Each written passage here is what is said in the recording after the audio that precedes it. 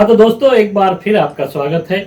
मैं हूं उमेश धंधाले और आप देख रहे हैं अपडेट अमलनेर 9 न्यूज़। तो दोस्तों, आज का जो एपिसोड है, यह एपिसोड कुछ अलग एपिसोड है, क्योंकि जिस विषय को लेकर हम आज का डीएनए रिपोर्ट बनाने जा रहे हैं वह कुछ अलग तरीके का विषय है। क्योंकि यह घटना 2 दशक पुरानी है और इसी घटना को लेकर हम आज का डीएनए रिपोर्ट बनाने जा रहे हैं। हाँ दोस्तों, बात है जम्मू कश्मीर की। जम्मू कश्मीर एक ऐसा हमारा राज्य है जिसे हम धरती का स्वर्ग भी कहते हैं। तो दोस्तों, इस धरती के स्वर्ग को 1980 से लेकर किसी की नजर लग गई है। जी हाँ दोस्तों, हम इसलिए कह रहे हैं क्योंकि इस कश्मीर की घाटी में अब तक न जाने हमारे कितनी बेटियां, कितनी महिलाओं की चीखें आज भी आवाज देकर हमें पुकार रही है कि हमें क्या इंसाफ नहीं मिलेगा? क्या हमें बचाने वाला यहां कोई भी नहीं है? यहां न जाने कितने हमारे देश के सपूत शहीद हो चुके हैं। सफेद बर्फ इनके खून से रंगा हुआ है और न जाने आगे और भी कितनी जाने यह हमारा धरती का स्वर्ग और मांगेगा। क्योंकि जिस बात का जिक्र हम करने जा रहे हैं, यह घटना है 1980 के दशक की। जी हां, हम बात करने जा रहे हैं कश्मीर से निकाले गए कश्मीरी पंडितों की। दोस्तों, आप सोच रहे होंगे कि अचानक से इस कदर इस विषय को लेकर डीएनए रिपोर्ट बनाने की जरूरत क्यों आई। तो दोस्तों, इसका कारण भी है। हाँ तो दोस्तों, कारण यह रहा है, हाल ही में महज 2 दिन पहले विवेक अग्निहोत्री की एक फिल्म ओटीटी प्लेटफॉर्म पर रिलीज हुई है 11 मार्च को, जिसका नाम है द कश्मीर फाइल्स। जी हाँ दोस्तों, इस फिल्म में इस कदर सच्चाई बयान की गई है जो ना तो आज तक किसी मीडिया ने बताने की कोशिश की है या हिम्मत की है। दोस्तों, हम जहां देशभक्ति की बात करते हैं, उसी देशभक्ति के आड़े कुछ खुद को सेक्युलर कहलाने वाले हमारे ही लोग हैं जो बार बार इस तरह के मामले पर जब भी कोई आवाज उठाने की कोशिश करता है, उस पर यह हावी होने की कोशिश करते हैं और उसकी आवाज दबाने की कोशिश करते हैं। तो यह फिल्म सबक है उन तथाकथित सेक्युलर भारतीयों को जो कश्मीरी पंडितों का दर्द नहीं देख पाते, जिन्होंने आज तक सिर्फ विरोध और विरोध ही किया है, चाहे वो काम देश हित में हो या फिर और कोई अन्य बात के लिए। तो कुछ ऐसा गुट है दोस्तों, जिसमें हमारे कुछ पत्रकार भी है, जिन्हें हम ज्ञानी पत्रकार बोल सकते हैं। कुछ हमारे कलाकार भी है, कुछ फिल्म इंडस्ट्री से जुड़े हुए लोग भी हैं, जो लगातार इस तरह के मामलों में अपने अवार्ड्स कभी वापस कर देते हैं, कभी खुद को अनसिक्योर हमारे देश में बताते हैं। तो इसी तरह से बार बार इनकी कोशिश रहती है कि किस तरह से अन्याय अत्याचार के विरोध में खड़े हुए लोगों की आवाज दबाना। और इसी मुद्दे को लेकर यह फिल्म जो कश्मीरी पंडितों की दास्तां बताती है, रूह कांप उठती है दोस्तों इस फिल्म को देखते हुए, आंखों से आंसू झलक जाते हैं। इस फिल्म को लेकर भी बाकायदा कोर्ट का दरवाजा खटखटाया गया ताकि यह फिल्म रिलीज ना हो पाए, लेकिन मुंबई हाईकोर्ट ने इस फिल्म को हरी झंडी दी। हाल ही में यह फिल्म ओटीटी प्लेटफॉर्म पर रिलीज हुई। जी हां दोस्तों, हम फिल्म का कैंपेनिंग या प्रचार नहीं कर रहे हैं दोस्तों, लेकिन जिस तरह से सच्चाई इस फिल्म में बयां की गई है, तो जरूरी होता है कि हर भारतीय को जो देशभक्त है जानना कि किस तरह से हमारे ही कुछ लोग ऐसे दर्दनाक हालात से हमारे ही देश में गुजरे हैं। जी हां दोस्तों, तो चलते हैं कश्मीर की ओर, क्योंकि फिल्म में जो बताया गया है उससे पहले हमें जानना होगा कि कश्मीर घाटी में ऐसा क्या हुआ था, क्यों कश्मीरी पंडितों को रातों रात कश्मीर जो उनकी मातृभूमि थी, जन्मभूमि थी, खाली करनी पड़ी, क्यों धरती के स्वर्ग में हमारी बेटियां, हमारी महिलाओं पर अत्याचार किए गए, जुर्म किए गए, और जुर्म भी कुछ इस कदर कि रोंगटे खड़े कर दे। जी हां दोस्तों, काफी दर्दनाक हालात से कश्मीरी पंडितों को अपने घर, अपनी जायदाद, अपना सब कुछ छोड़कर अपने ही देश में रिफ्यूजी कैंपों में जम्मू में आकर रहना पड़ा। और ये कुछ एक दो परिवार नहीं थे दोस्तों। आंकड़ों की अगर बात की जाए तो आंकड़ों के मुताबिक ये कुल 1910 के पहले कुल 75,000 परिवार थे दोस्तों। जी, हम बात लोगों की नहीं कर रहे दोस्तों, परिवारों की कर रहे हैं। तो कुल 75,000 परिवार कश्मीर की घाटी में रहते थे। कश्मीरी पंडितों के सभी शिक्षित लोग थे और कई दशकों से कश्मीर में भाईचारे के साथ, मुसलमानों के साथ मिलजुल कर यहां रहते थे। तो ऐसा क्या हुआ 1910 के बाद कि अचानक से इस्लामिज्म बढ़ गया, घाटी के हालात नाजुक हो गए, घाटी में खून की नदियां बहाने लगी, कश्मीरी पंडितों को निशाना बनाया गया। 10 सालों में तकरीबन 311 कश्मीरी पंडितों की हत्याएं की गई। क्या कारण रहा इसके पीछे दोस्तों? कहानी, हम इसे कहानी भी नहीं कहेंगे, इसे हम दास्तां कहेंगे कश्मीरी पंडितों की। तो दोस्तों, यह दास्तां इस कदर दर्दनाक है कि आज भी हमारी बहु बेटियों की चीखें इन कश्मीर की घाटियों में इंसाफ मांग रही है, जिन पर अत्याचार हुए, जिन्हें कत्ल कर दिया गया, जिन्हें बेआबरू होना पड़ा, जिन्हें बेआबरू कर दिया गया सरेआम।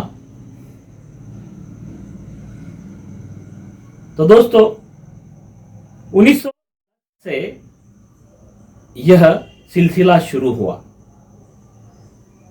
तब सेंट्रल गवर्नमेंट में जो सरकार थी, उन्होंने कश्मीर की सरकार को शेख अब्दुल्ला के हवाले कर दिया। जैसे ही नेशनल कॉन्फ्रेंस के हाथों कश्मीर की बागडोर गई तो इसके मुख्यमंत्री शेख अब्दुल्ला को बनाया गया। जी हां दोस्तों, ये शेख अब्दुल्ला कौन थे ये भी जानना बेहद जरूरी है। शेख अब्दुल्ला थे पंडित नेहरू के करीबी दोस्त। दोस्तों, यहां आपको समझना होगा कि किस तरह से कश्मीर में कश्मीरी पंडितों का या हिंदुओं का पतन करने को लेकर जो शुरुआत की नींव डाली गई वह इसी दशक से डाली गई, जो था 1980 का दशक। तो दोस्तों, जब शेख अब्दुल्ला के हाथों सत्ता सौंपी गई तो नेशनल कॉन्फ्रेंस पार्टी यहां सक्रिय हो गई। बाद में 1982 में शेख अब्दुल्ला का निधन हो गया। उसके बाद उनके जो बेटे थे फारूक अब्दुल्ला, पूरी national conference party Farooq Abdullah के हाथों में आ गई और यहीं से कश्मीर में जो हालात थे वह खराब होने को शुरुआत हो गई, क्योंकि 1980 से पहले हिंदू और मुसलमान, खासकर कश्मीरी पंडित, भाईचारे के साथ यहां रहते थे।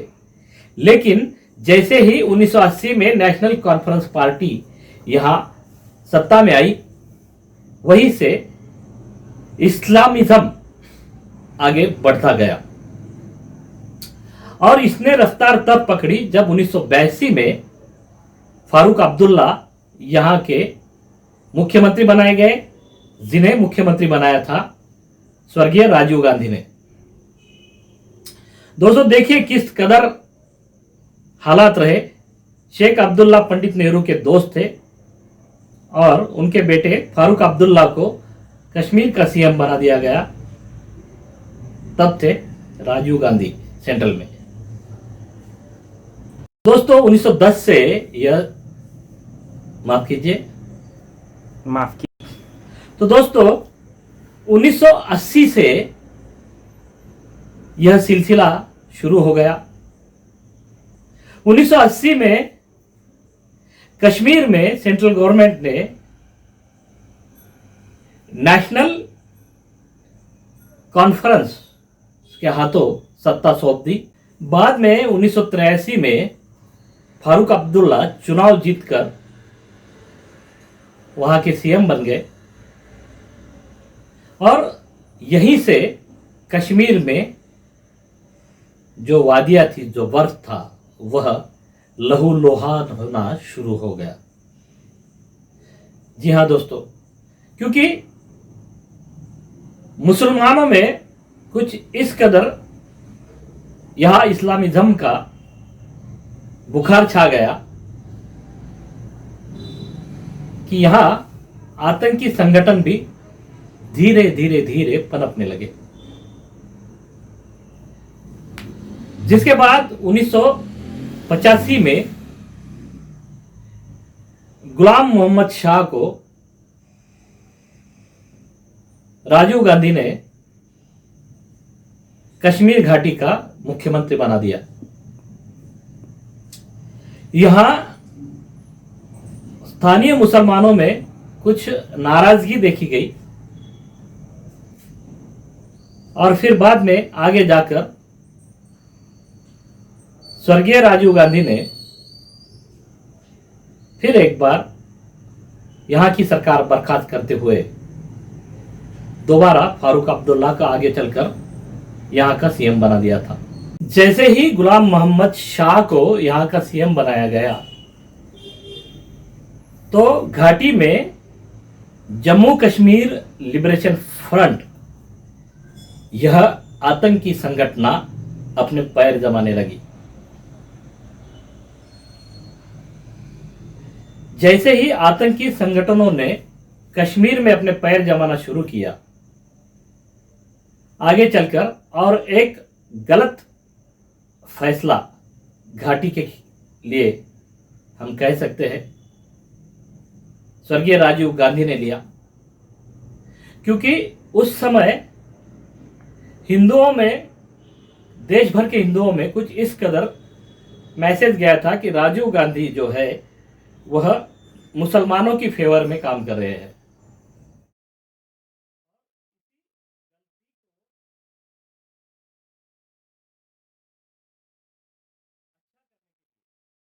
इस गलती को सुधारने के लिए 1986 में स्वर्गीय राजीव गांधी ने बाबरी मस्जिद के ताले खुलवा दिए। और यह जो फैसला था, बाबरी मस्जिद के ताले खोलने के बाद हिंदुओं को वहां प्रार्थना करने की अनुमति दी गई और गलती को सुधारना और गलतियां करना, इस दोनों कश्मकश में कश्मीर के हालात और बिगड़ते गए और यहां की जो आम इस्लामिज्म को मानने वाली कट्टरतावादी कौम थी, उनका सपोर्ट आतंकी संगठनों को मिलने लगा। तो JK-LF ने यहां अपनी गतिविधियां तेज कर दी और यहीं से कश्मीरी पंडितों पर अत्याचारों को शुरुआत भी हुई। इस कदर अत्याचार बढ़ते गए दोस्तों कि बाकायदा जम्मू कश्मीर में हालात इतने खराब हो गए कि यहां हमारी बहू बेटियां महफूज नहीं रह सकती थी। जैसे ही JK-LF ने कश्मीर घाटी में अपने पैर जमाने शुरू कर दिए, इसमें तेल डालने का काम, जी हां, यहां आतंकी आग को भड़काने में तेल डालने का काम आतंकी मकबूल भट्ट ने किया, जिसे आगे चलकर फांसी दी गई। और जैसे ही मकबूल भट्ट को फांसी दी गई और कश्मीर के हालात बिगड़ते गए। आगे चलकर जिस तरह से कश्मीर में बार बार अत्याचारों का सिलसिला बढ़ता गया, इसका जो ग्राफ था वो हमेशा बढ़ता ही रहा और हिंदुओं को कश्मीर में जीना मुश्किल हो गया। लगातार घाटी के बिगड़ते हालात देखकर फिर एक बार स्वर्गीय राजीव गांधी ने अपनी गलती सुधारने का प्रयास करते हुए गुलाम मोहम्मद को सत्ता से हटाया और फारूक अब्दुल्ला के हाथों में बागडोर सौंप दी। चुनाव प्रक्रिया में गड़बड़ी कर 1987 में फारूक अब्दुल्ला यहां के फिर से मुख्यमंत्री बन गए और जैसे ही फारूक अब्दुल्ला फिर से यहां के मुख्यमंत्री बने, उसके बाद 1990 के पहले, जी हाँ, 1989 में जम्मू कश्मीर लिबरेशन फ्रंट के आतंकियों ने मुफ्ती सैयद की बेटी को अगवा कर लिया। उसी समय अनंतनाग में बड़ी मात्रा में कश्मीरी पंडितों पर हमले तेज हो गए, उनकी प्रॉपर्टियां लूट ली गई, उनकी जायदाद लूटकर उनकी बहू बेटियों को शिकार बनाया गया। उसी समय यहां के रिटायर हाईकोर्ट के जज, 1989 की बात मैं कर रहा हूं दोस्तों, इससे पहले दोस्तों एक बात मैं बताना चाहूंगा।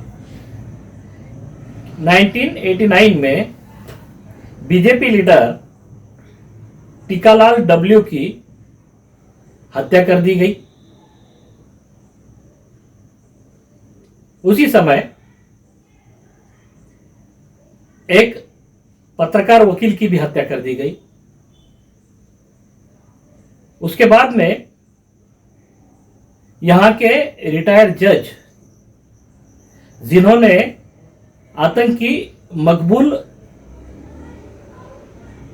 को फांसी की सजा सुनाई थी, उनकी पॉइंट ब्लैंक पर हाईकोर्ट से निकलते हुए दरवाजे में ही हत्या कर दी गई। तो दोस्तों, जिस तरह से कश्मीरी पंडितों की हत्याओं का सिलसिला यहां लगातार बढ़ता गया, तो एक डर का माहौल यहां कश्मीरी पंडितों में छा गया था। आगे चलकर घाटी में हिजबुल मुजाहिदीन, यह आतंकी संगठन ने बाकायदा यहां के एक लोकल पेपर में इश्तेहार देकर धमकी दी, चेतावनी दी कश्मीरी पंडितों को कि वह जल्द से जल्द कश्मीर छोड़ दे। वह दिन था दोस्तों 19 जनवरी 1990। यह वह काला दिन था जब कश्मीरी पंडितों को बाकायदा हिजबुल मुजाहिदीन ने धमकी देकर कश्मीर छोड़ने की चेतावनी दी। और लगभग उसी समय इस्लामिज्म कुछ इस कदर घाटी में हावी हो गया कि यहां की मस्जिदों के जो स्पीकर्स हैं उनमें भी चेतावनी बजने लगी कि जल्द से जल्द कश्मीरी पंडितों, आप कश्मीर घाटी छोड़कर चले जाए। चारों तरफ अफरा तफरी का माहौल था। कश्मीरी पंडितों के परिवार डरे हुए थे, खासकर महिलाएं, बच्चियां, बेटियां काफी डरे हुए थे। न जाने कितनों की आबरू लूटी गई, न जाने कितनों को कत्ल कर दिया गया। और इसके बाद मार्च 1990 में कश्मीरी पंडितों का पहला दस्ता घाटी छोड़ने को तैयार हो गया। दोस्तों, इसे ही एक्सोडिस हम कहते हैं कि बड़ी मात्रा में कश्मीरी पंडितों ने अपना सब कुछ छोड़कर घाटी को छोड़ दिया। हम इसलिए कह रहे हैं दोस्तों, क्योंकि उन्होंने खुद होके नहीं छोड़ा, उन्हें मजबूर किया गया, क्योंकि वहां बेटियां महफूज नहीं थी, महिलाएं महफूज नहीं थी, जान का खतरा लगातार मंडरा रहा था। और तकरीबन 70,000 से ज्यादा परिवार उस समय घाटी छोड़कर जम्मू निकल आए। सेंट्रल गवर्नमेंट ने वहां रिफ्यूजी कैंप बनाए थे। इन कैंपों में कुछ परिवारों ने आसरा लिया, जो आज भी कुछ परिवार इन रिफ्यूजी कैंप में अपना जीवन गुजार रहे हैं। अपने ही देश में अपना ही सब कुछ छोड़कर हमारे कश्मीरी पंडितों को रिफ्यूजी बनकर यहां रहना पड़ रहा है। दोस्तों, इससे दर्दनाक हालात क्या हो सकते हैं। दोस्तों, आगे बढ़ते हैं। दोस्तों, 1989 में जिस रिटायर्ड जज की हत्या कर दी गई, पॉइंट ब्लैंक पर जिन्हें मार गिराया गया, उनका नाम था नीलकांत गंजू। जी हां, ये वही जज थे जिन्होंने आतंकी मकबूल को फांसी की सजा सुनाई थी। आगे चलकर फारूक अब्दुल्ला को जैसे ही हटाया गया, तो वहाँ की मस्जिदों के जो भोंगे थे, जो स्पीकर्स थे, वो गूंज उठे और बाकायदा इन मस्जिदों से धमकियां आने लगी। इस स्पीकर से ऐलान किया गया कि कश्मीरी पंडितों, आप कश्मीर छोड़कर चले जाइए। और 27 दिसंबर को एक पत्रकार वकील की भी हत्या इसी दौरान की गई। मस्जिदों के इन स्पीकर से पाकिस्तान के सपोर्ट में नारे लगाए गए, हिंदुज्म के खिलाफ नारे लगाए गए और पूरी तरह से इस्लामिज्म घाटी में हावी हो गया। 28 जनवरी को पहला दस्ता कश्मीरी पंडितों का कश्मीर छोड़कर गया और यह सिलसिला मार्च 90 तक बढ़ता ही गया। आगे चलकर साल 2000 तक कुल 70,000 परिवार कश्मीर छोड़ चुके थे। जी हाँ, कश्मीरी पंडितों के कुल 75,000 परिवार में से 70,000 परिवार साल 2000 तक अपना सब कुछ छोड़कर कैंपों में रिफ्यूजी बन गए थे। आज के दौर में भी यहाँ 800 परिवार है जो अपनी जान मुट्ठी में लेकर टिके रहे। काफी सारे अत्याचार इन्हें सहने पड़े। इस दौरान घाटी में और एक इंसिडेंस हुआ जिसे गौकडल ब्रिज इंसिडेंस के नाम से जाना जाता है। उस समय सीआरपीएफ के जवानों ने कुल 130 से ज्यादा कट्टरतावादियों को गोलीबारी में मार गिराया। हालात कुछ इस कदर बिगड़े कि घाटी में लोग डरने लगे, खासकर हिंदू, और पूरी तरह से घाटी इस्लामिज्म के दायरे में आ गई। बाद में यहां पर कई लोगों ने चुनाव लड़े जो आगे चलकर बड़े आतंकी संगठनों में बतौर आतंकी के तौर पर सामने भी आए। हम अगर आज की बात करें तो आज घाटी के हालात कुछ हद तक काबू में है। आज भी हालात पूरी तरह से हमारे काबू में है, ऐसा हम इसलिए नहीं बोल रहे हैं क्योंकि आतंकी संगठन लगातार यहाँ के हालात खराब करने की कोशिश में लगे हुए हैं। दोस्तों, इन्हीं कश्मीरी पंडितों की दास्तां को, दर्दनाक दास्तां को लेकर आई है विवेक अग्निहोत्री की यह film the Kashmiri files. Vivek Agnihotri ने कुछ इस कदर हमारी आंखों के सामने पूरा इंसिडेंस रख दिया है मानो आज ही हमारे सामने यह घटनाएं हो रही है और हमारी आंखों से आंसू झलक जाते हैं। तो दोस्तों, हिंदुस्तान में रहकर भी अगर हमारे हिंदुओं को इस कदर के अत्याचारों का सामना करना पड़ रहा है, इससे बड़ी दुख की बात हमारे लिए और कुछ नहीं होगी। आज के एपिसोड में हम श्रद्धांजलि भी अर्पित करना चाहेंगे उन तमाम कश्मीरी पंडितों को जिन्हें कश्मीर की घाटी में कत्ल कर दिया गया, उन बेटियों को जिन पर लगातार घिनौने अत्याचार कर उनकी हत्याएं कर दी गई, हमारे सेना के उन जवानों को जो यहां शहीद हुए, और उन तमाम कश्मीरी पंडितों के परिजनों को, जिन्होंने अपना सब कुछ जमा कर भी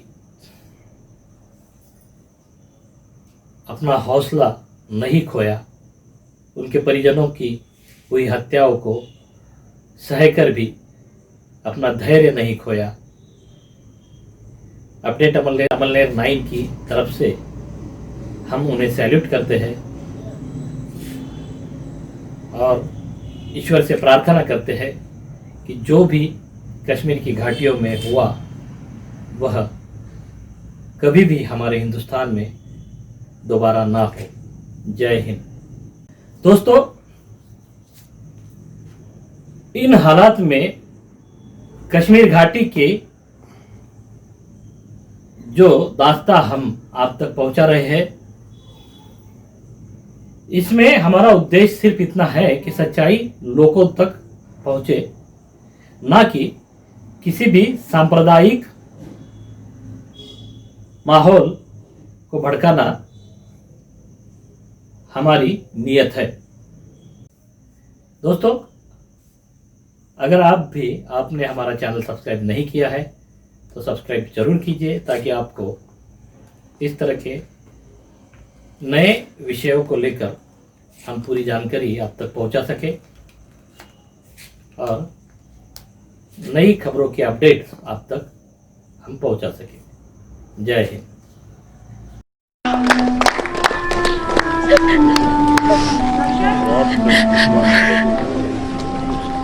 इन आंसुओं को देख रहे हैं, ये कोई लाइट, कैमरा और एक्शन बोलते ही नहीं निकले, और ना ही इनके आंसुओं के पीछे बॉलीवुड का कोई पीआर है। इन्हें रोने के लिए कोई पैसा भी नहीं दिया गया।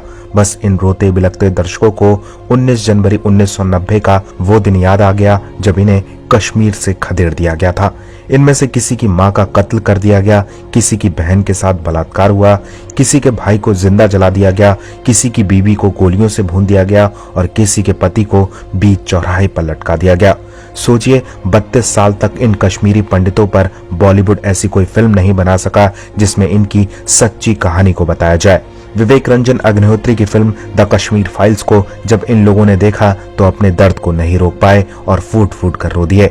आज के दौर में भला आपने सिनेमा हॉल में फिल्म देखने के बाद किसी को इस तरह से रोते हुए देखा है? ये सच्चाई का दर्द है। ये वो लोग हैं जिन्होंने 32 साल पहले उस खौफनाक मंजर को अपनी आंखों से देखा था। विवेक रंजन अग्निहोत्री की द कश्मीर फाइल्स पर मीडिया खामोश है। उन्हें लगता है कि अगर ये सच लोगों को दिखाया जाएगा तो कश्मीर का असली सच लोगों को पता चल जाएगा।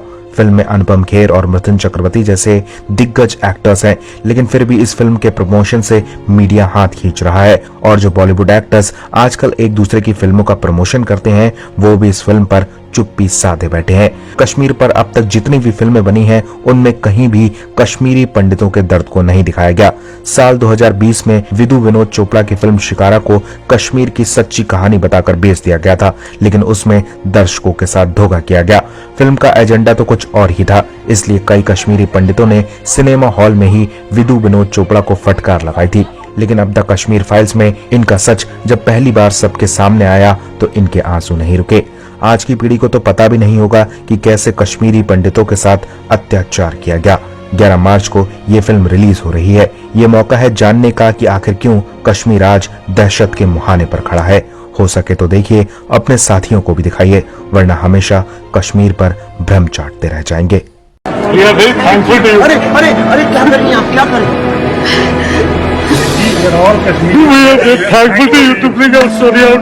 हमारे साथ क्या हुआ आपके बगैर कोई नहीं कर सकता था। जो ही आप आए मुझे लगा आपके पैर छू लूं।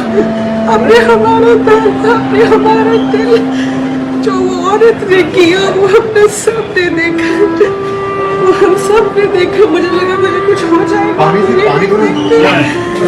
हमारे लिए भगवान ने ये बच्चा, तुम्हारा जीवन बहुत सफल होगा। तुम बहुत आगे निकल जाओ बच्चे, तुम बहुत आगे निकल जाओ मेरे बच्चे, बहुत आगे निकल जाओ। तुम मेरा आशीर्वाद हो मेरा बेटा, बहुत आशीर्वाद हो। मेरे घर में मेरे छोटे चाचा को ऐसा ही मानो, अब हमारे भगवान हो।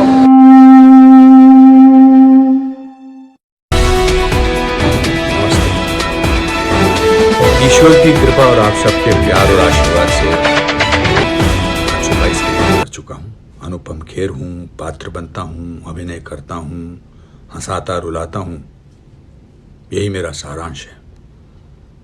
लेकिन इस बार मैं कोई पात्र नहीं बना, मैंने अभिनय नहीं किया और कश्मीर फाइल्स कोई डायलॉग भरी कहानी भी नहीं है। 32 साल पहले लाखों कश्मीरी हिंदू तहस नहस कर दिए गए। हमारे भाई बहन, बूढ़े, बच्चे, मेरे अपने, मानो मेरे हाथ पांव, बाजू, मेरा खून, ये हार्ड मांस का शरीर जैसे रातों रात जिहाद ने रौंद डाला। 90 करोड़ का ये भरा पूरा देश बेखबर रहा। पुलिस मानो गायब हो गई, सेना छावनियों में पड़ी रही, मीडिया गूंगा बहरा हो गया और कश्मीर हम हिंदुओं से खाली करा लिया गया। प्राणा गंजू कौन थी? सरला भट्ट के साथ क्या हुआ? गिरजा टिक्कू का क्या कसूर था? किसी को नहीं पता। लसकौल, नीलकंठ गंजू, टीकालाल टपलू, सर्वानंद प्रेमी, प्रेमनाथ भट्ट, किस किस का नाम लो? आज तो कोई आयोग नहीं बैठा, कोई जांच नहीं हुई, कोई मुकदमा नहीं चला, कोई दोषी नहीं पाया गया, किसी को सजा नहीं हुई। हां, मुद्दा जरूर उछाला गया, बहस में हमारी आड़ जरूर ली गई, लेकिन जिहादियों के लिए आधी रात को खुलने वाली अदालतों ने हमें सुनने से भी मना कर दिया। कश्मीर फाइल्स एक फिल्म से भी बढ़कर आप सबकी अंतरात्मा की अदालत में हम कश्मीरी हिंदुओं की एक दस्तक है। मैं अनुपम खेर नहीं हूं, मैं अब पुष्कर नाथ हूं और आप सब तक पहुंचने के लिए छटपटा रहा हूं। मुझसे मिलिए कश्मीर फाइल्स में।